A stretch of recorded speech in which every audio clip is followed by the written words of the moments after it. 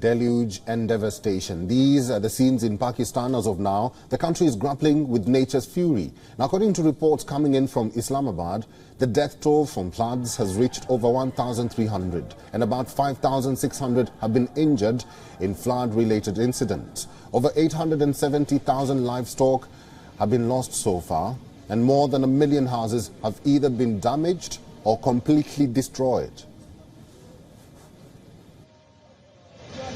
Astaghfirullah, astaghfirullah, astaghfirullah. Allahu Akbar.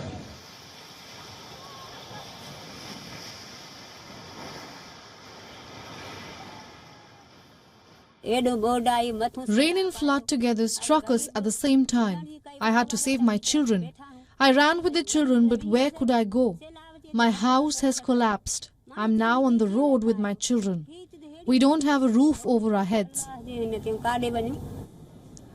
While monsoons are far from over, the Pakistan government believes that it needs about $10 billion for rebuilding what has been lost.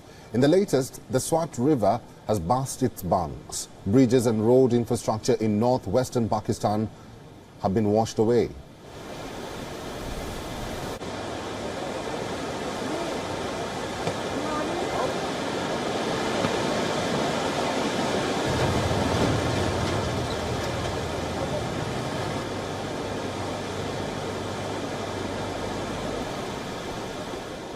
I think it's going to be huge. So far, a very early preliminary estimate is that it is big. It is higher than $10 billion. To very early estimate, very rough estimate. But our joint survey teams comprising of NDMA, PDMA, and Army are now out in the field. But many areas are still not accessible because of the water. Until water completely recedes, they will not be able to go and physically do the survey. But my hunch is that this is going to be 2 to 3 times higher than what we are estimating. Owing to the massive destruction, United Nations has called for $160 million to help the flood victims. The international body has warned that the situation is expected to worsen, as coming weeks are going to bring more rainfall and flash floods.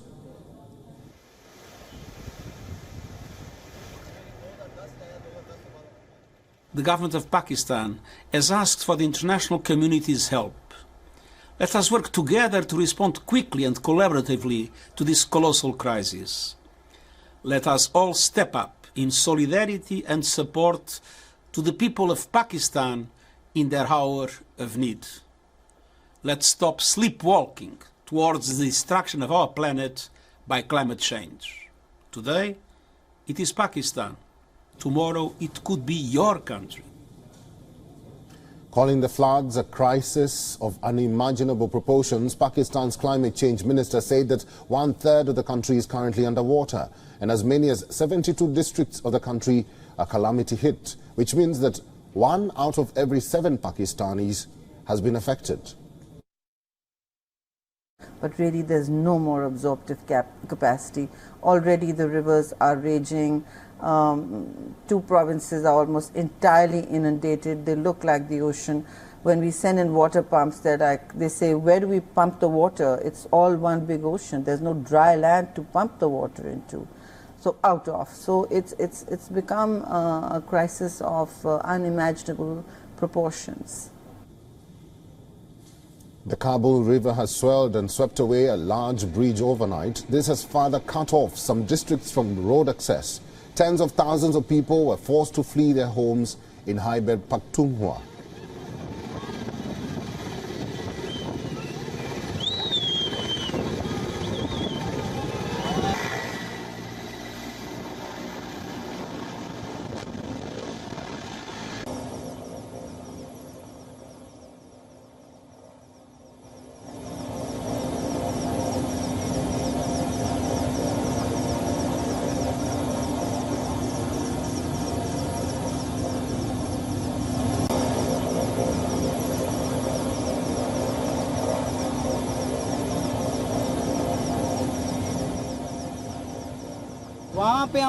We have been stuck in water for 4 or 5 days.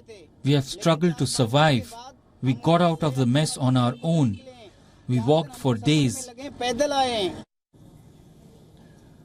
The rains are the heaviest Pakistan has seen in 3 decades. The Prime Minister has assured that the government will provide housing to all those made homeless by the calamity. The 2010 floods were the worst that the country had seen, with 1,700 people killed and 20 million affected. But the ongoing monsoon is expected to break previous records.